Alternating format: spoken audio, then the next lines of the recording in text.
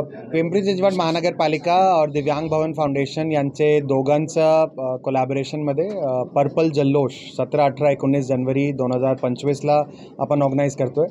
खरं तर पर्पल जल्लोषची जी संकल्पना आहे ते असं 3 दिवसाची नव्हे, संपूर्ण वर्षभरातली आपली वेगवेगळे याच्यामध्ये कार्यक्रम, वेगवेगळे आपले चर्चासत्र वगैरे याच्यामध्ये असणार आहे. पण 3 दिवसाचा आपण एक फोकस कार्यक्रम याच्यामध्ये घेतला आहे, ज्याच्यामध्ये असिस्टिव्ह डिव्हाइसेस, असिस्टिव्ह टेक्नॉलॉजीमध्ये काम करणारे स्टार्टअप्स असतील, आपले या संदर्भातला काम करणारे NGOs किंवा नॅशनल इन्स्टिट्यूशन्स असतील, याच्यासोबतच काय आपले या एरियामध्ये काम करणारे जे काही कॉर्पोरेट्स आहे, समजा व्हीलचेअरचं आपलं एखादा मॅन्युफॅक्चरिंग करणारे कोणी कॉर्पोरेट्स आहे, काही या सेक्टरमध्ये काम करणारे कॉर्पोरेट, त्यांचा पण याच्यामध्ये समावेश असणार आहे. याच्यासोबतच युनिसेफ याच्यामध्ये आमचं नॉलेज पार्टनर म्हणून सुद्धा काम करत आहे.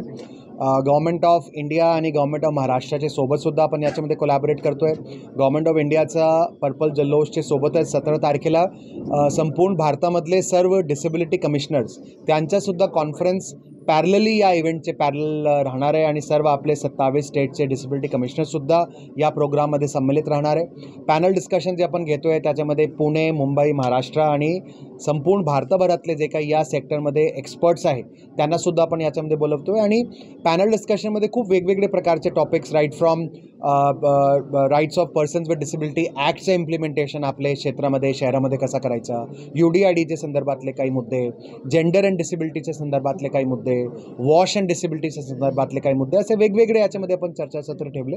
आणि त्या चर्चासत्राचा जे एक आपण आउटकम आहे तो आपला या संपूर्ण 3 दिवसाच्या नंतर त्याच्यामध्ये एक आपण ॲक्शन प्लॅन, आउटकम बेस्ड रिपोर्टसुद्धा आणणार आहे, ज्याची मदतीने दिव्यांग भवनांना पुढे जाऊन स्ट्रॅटेजिक एक डायरेक्शन काय घ्यायची, तो स्ट्रॅटेजिक डायरेक्शन ठरवण्यामध्ये सुद्धा या पॅनल डिस्कशनचा खूप एक चांगला बेनिफिट राहणार आहे. याच्या व्यतिरिक्त काही आपले याच्यामध्ये आपण इव्हेंट्स पण करतो आहे, कल्चरल इव्हेंट्स पण राहणार आहे, मुलांच्या संदर्भातले काही क्रिएटिव्ह इव्हेंट्ससुद्धा याच्यामध्ये राहणार आहे.